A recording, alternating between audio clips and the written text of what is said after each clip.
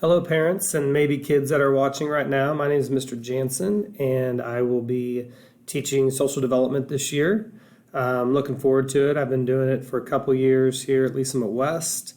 As you can see on the screen, this is the Why Try curriculum that we will be, for the most part, using, kind of giving us a framework and a guideline of what to follow, that we're going to follow throughout the year.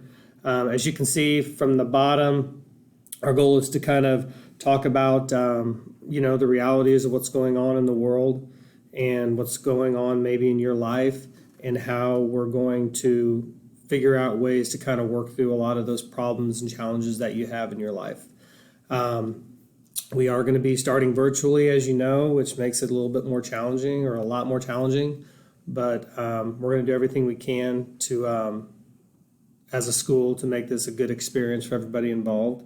I will be sending out my assignments will be on Schoology. I will also be emailing you.